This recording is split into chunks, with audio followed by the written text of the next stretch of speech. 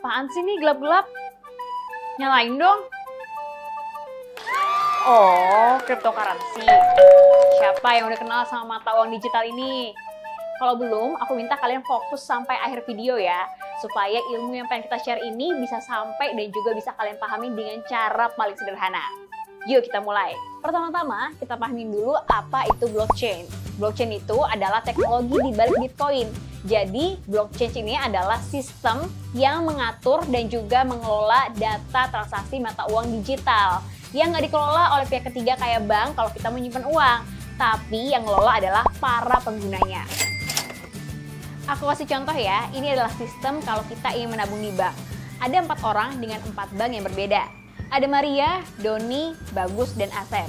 Misalkan, Maria pengen transfer nih uang ke Doni senilai Rp100.000. Maka setelah verifikasi data, Bank A akan mentransfer uang Rp100.000 ke Bank B dan uang akan diterima oleh Doni.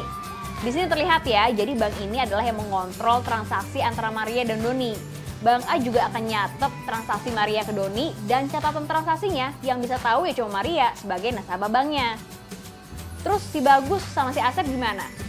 Bagus sebagai nasabah Bank C dan Asep sebagai nasabah Bank D tentu nggak akan tahu transaksi yang terjadi antara Maria dan Doni. Apalagi ngecek berapa nominal yang Maria kirim untuk Doni. Karena setiap transaksi hanya diketahui oleh masing-masing nasabah bank.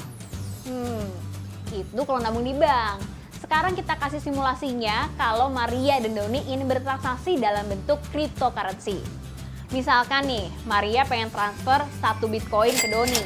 Setelah verifikasi, 1 Bitcoin ini akan masuk ke rekening Doni. Tapi si Bagus dan Asep bisa tahu, bener nggak sih Maria udah transfer 1 Bitcoin ke rekening Doni? Jadi, sifat transaksinya ini terbuka dan nggak ada yang ngontrol kayak perbankan. Transaksi seperti ini dinamakan sebagai sistem blockchain dari pengguna untuk pengguna. Tentunya ada sistem yang namanya anonim, jadi setiap pengguna nggak bisa tahu identitas masing-masing orang. Udah tahu kan sistemnya kayak apa? Terus kalau mata uangnya kayak gimana sih? Cryptocurrency ini adalah mata uang digital yang nggak punya bentuk fisik, yang letaknya ada di dalam internet. Jadi misalkan nih, kalau kita punya uang tunai, kita simpan di bank. Kalau kita punya uang digital, kita simpan di e-wallet. Nah, kalau si kripto ini, kita simpan di dalam internet dalam jaringan blockchain. Cryptocurrency ini ada banyak jenisnya. Jumlahnya ada ratusan lah ya. 5 diantaranya Bitcoin, Ethereum, Ripple, Bitcoin Cash, dan Stellar. Sama aja kayak kita kenal mata uang di dunia. Ada rupiah, USD, Singapura dollar, pound sterling, dan euro. Setiap orang yang ingin menggunakan cryptocurrency butuh yang namanya dompet. Setiap kali membuat dompet, kita akan mendapatkan public key dan secret key. Public key itu diibaratkan seperti nomor rekening. Kalau secret key seperti password. Cryptocurrency ini dibuat dengan ilmu kriptografi yang hampir tidak mungkin bisa dihack. Access denied. Setiap transaksi cryptocurrency ini akan dicatat dalam bentuk ledger atau catatan transaksi. Ya mirip-mirip lah ya kayak statement di mobile banking. Kemudian catatan transaksi akan disebarkan ke seluruh pengguna untuk nantinya diverifikasi. Oke, kita buat lagi ya simulasi transaksi cryptocurrency ini supaya lebih mudah dipahami. Misalnya ada Maria dan Doni. Maria pengen beli beras nih ke Doni, tapi Maria cuma punya ayam. Karena pada zaman dulu belum ada yang namanya mata uang rupiah, jadi masih menggunakan sistem barter. Alhasil, Maria memberikan ayamnya kepada Doni untuk mendapatkan beras. Instrumennya di sini, alat pembayarannya adalah ayam, yang diperoleh dari teknologinya melalui peternakan. Kemudian, sistem barter ini sudah berubah nih menjadi pembayaran uang tunai seperti rupiah. Jadi, instrumennya adalah uang rupiah yang dibuat melalui teknologi percetakan. Lalu, muncul lagi nih cara baru untuk bertransaksi yaitu melalui Bitcoin. Instrumennya adalah Bitcoin ini yang dibuat melalui teknologi blockchain.